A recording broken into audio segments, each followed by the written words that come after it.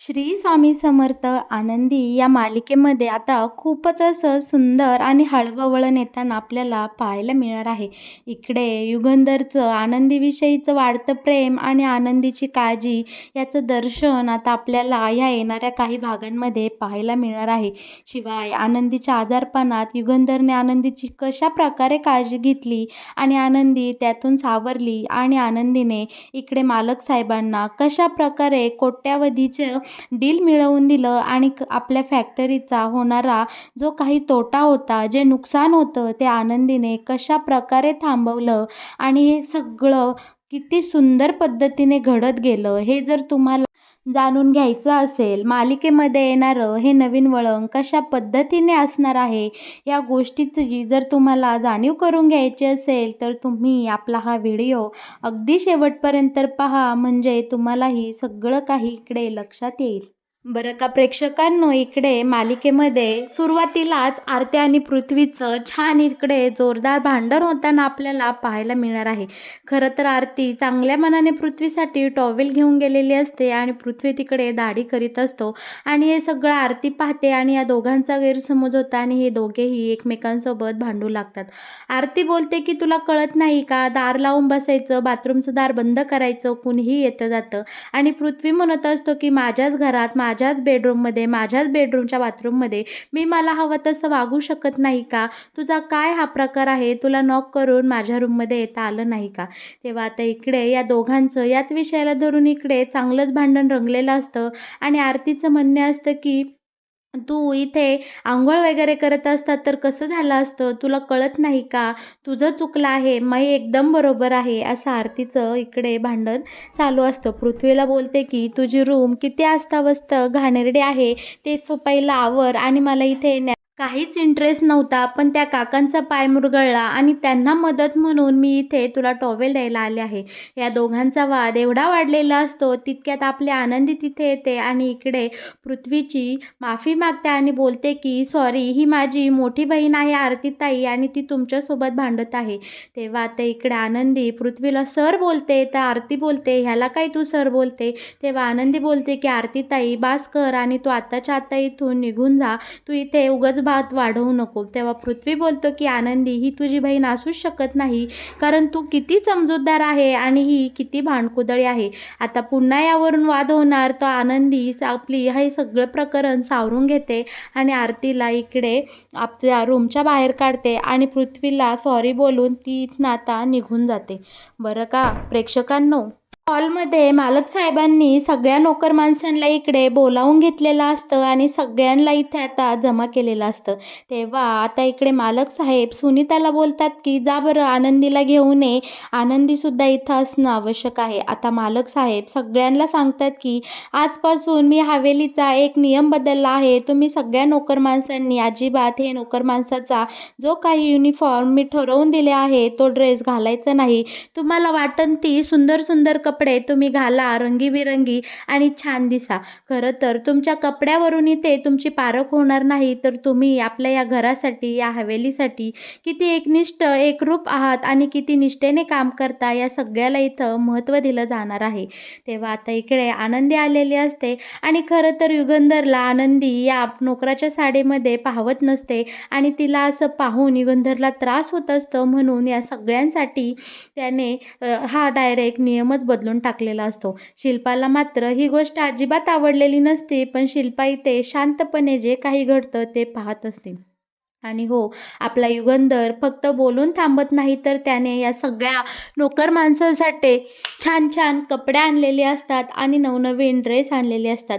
आता एक एक करून आपला युगंधर सगळ्यांना ते नवीन आणलेली कपडे देतो आणि आनंदीसाठी मात्र त्याने अशी स्पेशल अशी महागडी साडी आणलेली असते आणि आता आपला युगंधर सगळ्यांसमोर आनंदीला ही साडी देतो आणि तिचा मनोमन सन्मान करतो. बरं का, आता सगळेजण आपापल्या कामाला निघून जातात, पण इकडे आपल्या शिल्पाला मात्र या सगळ्या गोष्टीचा खूप राग आलेला असतो आणि तिला खूप शीण झालेला असतो. ती मनोमन बोलते की युगंधर असं का वागला आहे मला चांगलंच माहिती आहे. त्या आनंदीसाठी त्याने आज हवेलीचा अख्खा नियम बदललेला आहे. ही गोष्ट मला अजिबात पटलेली नाही. पहिलं तर ही शिल्पा काय करते, युगंधरच्या मागोमाग लगेच त्याच्या खोलीमध्ये जाते आणि त्याला जाब विचारते की तू आपल्या ह्या हवेलीचा, आपल्या वाड्याचा नियम का बदलला आहेस? तेव्हा युगंधर बोलतो की ताई, जाऊ दे ना, घालू दे सगळ्यांना चांगली कपडे. तेव्हा आता शिल्पा बोलते की तू सगळ्यांसाठी हे केलं नाही, तर त्या आनंदीसाठी तू हे केलं आहे. आनंदीला तुला नोकराच्या कपड्यात पावत नाही, म्हणून तू आज सगळ्या नोकऱ्यांसाठी कपडे आणलेले असे. आता इकडे आपला युगंधर बोलतो की ताई, मला फॅक्टरीमध्ये खूप अर्जंट काम आहे, मला जायचं आहे, प्लीज तू आता काही हा विषय काढू नको. आणि हो, घरामध्ये तू इतर कोणासोबत कशा प्रकारे वागते मी तुला कधी बोलतो का? मी तुझ्या कामामध्ये काही दखलंदाजी करतो का? मग तूही मला याविषयी काही बोलू नको आणि जाब विचारू नको. तेव्हा आता इकडे युगंधर ताईला सांगत असतो, आता वटपौर्णिमा आहे आणि गावातली सगळीकडची माणसं आता इकडे येतील आणि आनंदीला असल्या नोकराच्या कपड्यात पाहून तिला अशी साफसफाई करताना पाहताना लोक काय विचार करतील? आनंदीशी लग्न मी समाजासमोर, संपूर्ण गावासमोर अगदी सगळ्या विधीनिशी केलेलं आहे आणि तिला या निंबाळकर वाड्याची सून म्हणून मी या वाड्यात आणलं आहे आणि आनंदी या निंबाळकर वाड्याची थोरली सून आहे, माझी बायको आहे. जरी मी तिला बायकोचा मान दिला नसला, मी समिदाची जागा खरं तर आनंदीला कधीही देऊ शकत नाही, पण ह्या घराण्याची सून असलेला मान आपण तिला नक्कीच दिला पाहिजे. त्यासाठीच मी हा नियम बदलून टाकला आहे आणि आनंदीसाठी मी साडीसुद्धा आणली आहे. आता या गोष्टीचा इकडे शिल्पाताईला खरं तर खूप राग आलेला असतो, पण ते आता या युगंधरसोबत काहीही बोलत नाही आणि युगंधर निघूनसुद्धा जातो फॅक्टरीच्या कामासाठी. तेव्हा आता शिल्पाताई बोलत असते की या आनंदीने तिच्या या भोळेपणाची जादू सगळ्यांवरच चालवली आहे. पहिली तर माई बापू हे दोघे तिच्या बाजूने झाले आणि त्याच्यानंतर सगळे नोकर माणसं आनंदीच्या बाजूने फिरले आणि आता माझा युगंधरसुद्धा माझ्या हातचा चाललेला आहे. माझ्या घराचे सगळे खांब आता पोकळ होत चालले आहे आणि आनंदीच्या बाजूने सगळेजण वळत चालले आहे.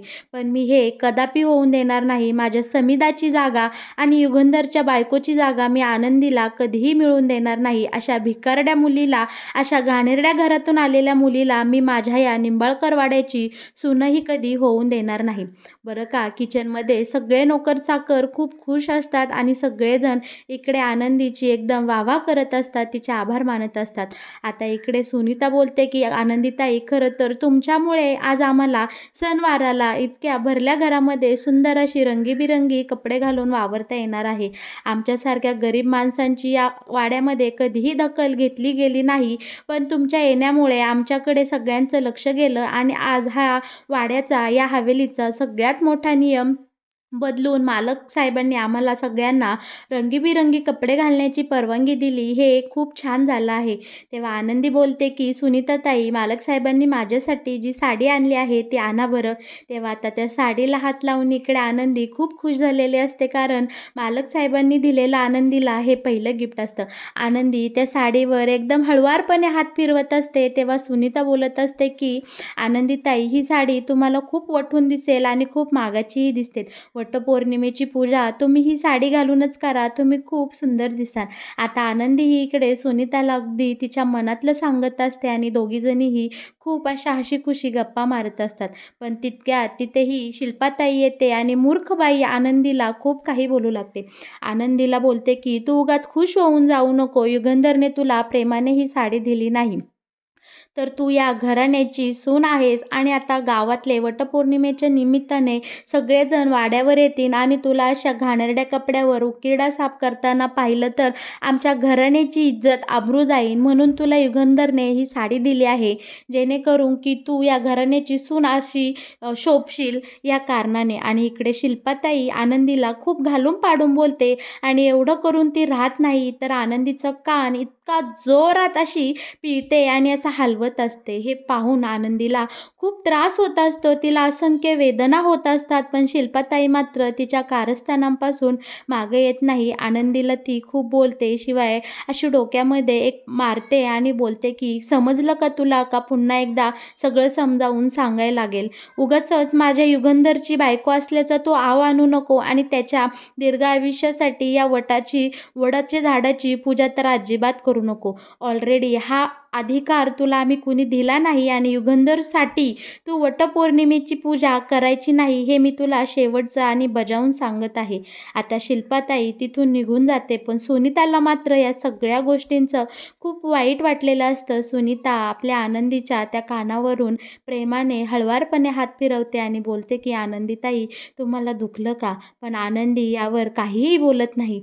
बरं का, आता आपल्या आनंदी छानपैकी मस्त रंगीबिरंगी साडी घालते, छान मेकअप करते आणि सुनीताताईंना बोलते की मला मालक साहेबांच्या खोलीमध्ये घेऊन जा. बरं का, मालक साहेबांच्या रूममध्ये आनंदी मालक साहेबांसाठी एक छान पिवळ्या कलरचं गुलाबाचं फूल घेऊन आलेली असते आणि मालक साहेबांना ती हिम्मत करून हे गुलाबाचं फूल देते आणि बोलते, मालक साहेब थँक. तेव्हा मालक साहेब बोलतात की थँक कशासाठी? तेव्हा आता आनंदी बोलत असते की तुम्ही माझ्यासाठी हा नोकरांचा नियम बदलला आणि तुमच्यामुळे मला रंगीबिरंगी साडी नेसायला भेटली आणि सगळ्या नोकरांचा तुम्ही मान सन्मान केला यासाठी. तेव्हा आता आपला हा युगंधर हसत-हसत आनंदीकडनं ते गुलाबाचं फूल घेतो आणि बोलतो की "अगं आनंदी, खरं तर मीच तुला थँक बोललं पाहिजे, कारण संपूर्ण गावासमोर मी तुझ्यासाठी देवा ब्राह्मणाच्या साक्षीने लग्न केलं आहे आणि तुला या निंबाळकर वाड्यात घेऊन आलो आहे. पण तू खुशाल इकडे नोकरासारखी वागत आहे. हा तुझ्या मनाचा मोठेपणा झाला, पण माझंच मन मला खाऊ लागलं आहे की मी तुला माझ्या बायकोचा दर्जा तर देऊ शकत नाही, पण निदान या वाड्याची सून होण्याचा मानही तुला मी देऊ शकत नाही." आता हे शब्द ऐकताच आनंदी बोलते की "इट्स ओके, मेन्शन नॉट." पण इकडे आता यावर मालक साहेब बोलतात की "सेम टू सेम." आता हा शब्द ऐकून आनंदीला प्रश्न पडतो की मालक साहेबांनी मला असा रिप्लाय का दिला? मालक साहेबांना इंग्लिश येत नाही का? आता या प्रश्नाने आनंदीचं मन एकदम पछाडून गेलेलं असतं बरं का. दुसरीकडे मात्र आपल्या धनश्रीला डॉक्टरांनी बोलावून घेतलेलं असतं आणि डॉक्टर धनश्रीला असं सत्य सांगतात की धनश्री अगदी इकडे सुन्न होऊन जाते. डॉक्टर धनश्रीला बोलतात की आपल्या समाजामध्ये जेव्हा एखाद्या महिलेला मूल होत नाही, तर हा संपूर्ण समाज त्या महिलेला दोष देऊ लागतो आणि बोलतं की या बाईतच काहीतरी दोष असेल म्हणून ही आई होऊ शकत नाही. पण मी तुला इथून मागेही सांगितलं होते की आपण विद्याधरच्या काही टेस्ट करूया आणि बघूया की तो वडील होऊ शकतो का? पण खरं तर माझाच अंदाज खरा ठरला आहे. अगं धनश्री, तू कन्सीव्ह करू शकते, तू आई कधीही होऊ शकते, पण विद्याधर बाबा होऊ शकत नाही. दोष विद्याधरमध्ये आहे म्हणून आजवर तू आई होऊ शकली नाही. तेव्हा हे ऐकताच इकडे धनश्री बोलते, अहो डॉक्टर, तुम्ही काय बोलताय? ह्यांनी तर कधी टेस्टसुद्धा केली नाही, मग तुम्ही असं कसं काय बोलता? तेव्हा आता इकडे डॉक्टर बोलतात, मी काही वर्षापूर्वीचे इथे रिपोर्ट जमा केले आहे आणि या शॉक म्हणजे या सगळ्या रिपोर्टमध्ये असा एक धक्कादायक रिपोर्ट आहे की तो पाहून मी तर इकडं शॉकच झाले आहे. तेव्हा आता इकडे डॉक्टर धनश्रीला या विद्याधरचा रिपोर्ट दाखवतात आणि बोलतात की विद्याधरने खूप वर्षापूर्वी आमच्या या हॉस्पिटलमध्ये फर्टिलिटी टेस्ट केली आहे आणि त्याचे रिपोर्ट निगेटिव्ह आलेले आहेत. अगं धनश्री, याचा अर्थ असा होतो की दोष तुझ्यामध्ये नाही, विद्याधरमध्ये आहे. म्हणूनच तो कधीही तुझ्यासोबत इकडे त्याचे स्वतःचे टेस्ट करून घ्यायला आला नाही, कारण त्याला हे सत्य सगळ्यांपासून लपवायचं आहे आणि तो इथून पुढेही तुला त्याच्या काही फिजिकल टेस्ट करण्यासाठी कायमच नकार देणार आहे. आता इकडे धनश्रीच्या सगळं काही लक्षात आलेलं असतं आणि धनश्रीला खूप वाईट वाटत असतं. तिच्या पायाखालची तर जणू जमीनच सरकलेली असते. दुसरीकडे निंबाळकर वाड्यावर आनंदी इकडे वटपौर्णिमेच्या पूजेसाठी खूप सुंदर तयार झालेली असते आणि तिला वटपौर्णिमेची पूजा करायची असते. पण मालक साहेब आनंदीला बोलतात की आनंदी, तू ही पूजा करू नकोस, कारण मी तुला बायको मानत नाही.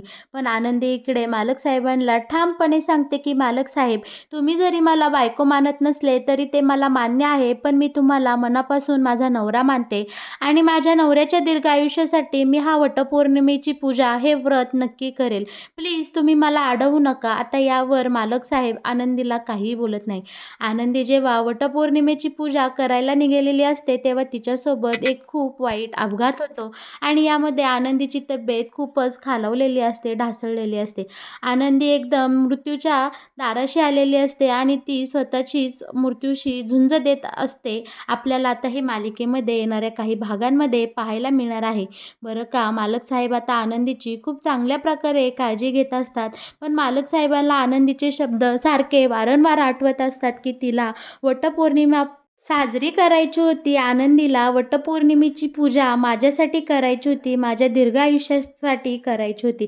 आता हे सारखे शब्द मालक साहेबांच्या कानावर येत असतात आणि त्यांना आठवत असतात. त्यामुळे मालक साहेब आता ठरवतात, की आनंदीची ही राहिलेली पूजा मी पूर्ण करणार आणि साक्षात इकडे युगंधर निंबाळकर इकडे वटपौर्णिमेची पूजा करण्यासाठी पारावर वडाच्या झाडाखाली जाऊन थांबतात. का मालक साहेबांना पाहून धनश्री बोलते सुद्धा, "भाऊजी तुम्ही इकडे" आणि माईही एकदम युगंधरकडे अशी प्रेमाने पाहत असते. तेव्हा युगंधर बोलतो, की "मी आनंदीसाठी इकडे वडाची पूजा करायला आलेला आहे." आणि युगंधर या सगळ्या बायकांसोबत अगदी साग्रसंगीतपणे विधीला धरून इकडे वडाची पूजा करतो आणि पुन्हा आपल्या आनंदीला भेटण्यासाठी वाड्यावर जातो आणि तिची छान प्रकारे काळजी घेत असतो. बरं का, आता आपल्या आनंदीला इकडे शुद्ध आलेली असते आणि आपले मालक साहेब आनंदीची काळजी घेत तिथंच बसलेले असतात आणि त्यांना पाहून आनंदी बोलते, "मालक साहेब तुम्ही इथे." तेव्हा मालक साहेब उठतात आणि आनंदीला बोलतात, की "आनंदी बाळा तू बोलू नकोस. तुला व्यवस्थित आहे ना? तुला बरं वाटते का?" तेव्हा आनंदी बोलते, "हो मालक साहेब मला बरं वाटते." आणि हे आपुलकीचे 4 शब्द ऐकून आनंदीला खरं तर इकडं खरंच मनोमन खूप आनंद मिळालेला असतो आणि सुख वाटलेलं असतं. कारण आनंदीला मालक साहेबांनी इकडे आता खूप जपलेलं असतं, काळजी घेतलेली असते. पण तितक्यात आता तिथे शिर्के येतात आणि शिर्के मालक साहेबांना सांगू लागतात, की "अहो मालक साहेब, आपले जे फॉरेनर क्लायंट आहे ना, ते आता मीटिंगसाठी येणार आहे. पण इकडे प्रॉब्लेम असा झाला आहे, की आपला जो इंग्लिश ट्रान्सलेशन करणारा जो माणूस आहे, आपल्याला त्या लोकांची भाषा समजून सांगून आपली भाषा त्या लोकांना सांगणारा जो आपला मधला माणूस आहे, तो आता येऊ शकणार नाही. तो काही कामासाठी बाहेर गेला आहे आणि इतक्या कमी वेळामध्ये आपल्याला कुठून माणूस भेटणार आणि कोण आपल्याला समजून सांगणार? इकडे माझं तर काही डोकं चालत नाही." तेव्हा आपला युगंधर बोलतो, की "आजची मीटिंग जर झाली नाही, तर आपल्या फॅक्टरीचं खूप करोडोचं नुकसान होईल आणि एवढा मोठा करोडोचा तोटा आपल्या फॅक्टरीचा झालेला मला आवडणार नाही. शिवाय हे फॉरेनर क्लायंट नाराज होऊन जातील ती वेगळीच गोष्ट आहे. पण आता या सगळ्यावर काय उपाय करायचा?" असं मालक साहेब शिर्केंना बोलतात. आणि या सगळ्यांचं बोलणं आनंदीपाशीच झालेलं असतं. तेव्हा आनंदी आता उठते आणि बोलते, की "मालक साहेब मला माफ करा. मी मधी बोलू का जरा?" तेव्हा इकडे मालक साहेब बोलतात, "बोल ना आनंदी, काय झालं?" तेव्हा आनंदी बोलते, की "मी तुमचा ट्रान्सलेशन करणारा व्यक्ती होऊ का मधला? कारण माझं इंग्लिश खूप छान आहे आणि बोलताही मला चांगल्या प्रकारे येते. मी तुम्हाला ते फॉरेनर क्लायंट नक्की काय बोलतात आणि तुम्ही त्यांना काय बोलता हे सगळं मी एकमेकांना सांगू शकते आणि मी तुमचं काम करू शकते. त्यामुळे आपल्या फॅक्टरीचं होणारं नुकसानही वाचेल." तेव्हा आता शिर्के बोलतात, की "आनंदी तू." तेव्हा आता इकडे शिर्के मालक साहेबांना सांगतात, की "हो, आनंदी खूप हुशार मुलगी आहे. पाठीमागे आपण पाहिलं ना, की तिने मला जे काही गणितं मग कॅल्क्युलेशनवर जमत नव्हती, तिने अगदी तोंडपाठ मला सांगितली." तेव्हा आता मालक साहेब आनंदीला परवानगी देतात आणि इकडे आता ते सगळे फॉरेनर क्लायंट आलेले असतात आणि मालक साहेब आणि त्यांची इकडे मीटिंग चालू झालेली असते आणि आनंदीही त्या मीटिंगमध्ये इथे असते. आता इकडे मीटिंगला सुरुवात झालेली असते आणि आनंदीने खूप चांगल्या पद्धतीने त्या पाहुण्यांचं स्वागत केलेलं असतं आणि युगंधरकडनं जे काही त्यांचं शब्द असतात किंवा जे काही म्हणणे असतं ते त्या समोरच्या क्लायंटला अगदी सोप्या भाषेत आणि व्यवस्थित प्रेमाने समजून सांगितलेलं असतं आणि ती पुढची लोकं जे फॉरेनर क्लायंट जे काही बोलतात ते सुद्धा इकडे आता आनंदीने एकदम चांगल्या पद्धतीने युगंधरपर्यंत पोहोचवलेलं असतं आणि या सगळ्यामध्ये आता आपल्या फॅक्टरीचं खूप चांगल्या प्रकारे फायदा झालेला असतो आणि पुन्हा एकदा आनंदीच्या या हुशारीमुळे आपल्या मालक साहेबांच्या फॅक्टरीला करोडोचं डील मिळालेलं असतं. या सगळ्यामुळे आता मालक साहेबांना आनंदीचा खूप अभिमान आणि गर्व वाटत असतो आणि इकडे आनंदीची ही दुसरी बाजू आता मालक साहेबांसमोर आलेली असते आणि आनंदीच्याही चांगलंच लक्षात आलेलं असतं, की मालक साहेबांचं इंग्लिश अजिबात चांगलं नाही आणि त्यामुळेच त्यांना फॅक्टरीमध्ये इकडे नुकसान होऊ शकतं. बरं का, आपले मालक साहेब आनंदीचं इतकं पोटतिडकीने कौतुक करतात आणि अगदी तिला प्रेमाने जवळही घेतात. अशा प्रकारे आनंदी या मालिकेत नवीन असं वळण येताना आपल्याला पाहायला मिळणार आहे. तर मग प्रेक्षकांनो, कसा वाटला हा आनंदी या मालिकेत येणारा नवीन ट्विस्ट? तुम्हाला पाहायला आवडेल का? आणि हो, याविषयी तुमचं नक्की काय मत आहे हे तुम्ही मला आपल्या कमेंट बॉक्समध्ये नक्कीच कळवा. आणि आनंदी या मालिकेत येणारे अशीच नवनवीन वळण, असेच नवनवीन ट्विस्ट तुम्हाला जर सगळ्यात आधी पाहायचं असेल तर तुम्ही आपल्या या चॅनलला नक्की सबस्क्राईब करा. आता आनंदीच्या या चांगुलपणामुळे आपल्या फॅक्टरीला तर खूपच मोठा फायदा झालेला असतो. पण आनंदीने मालक साहेबांच्या मनामध्ये स्वतःची अशी एक नवीन ओळख आणि जागा निर्माण केलेली असते. त्यामुळे मालक साहेबांना आनंदीचा तर खूपच इकडे अभिमान वाटलेला असतो. आणि ह्या सगळ्यामुळे आपल्या आनंदीचा चेहरा एकदम आनंदाने खुलून गेलेला असतो बरं का.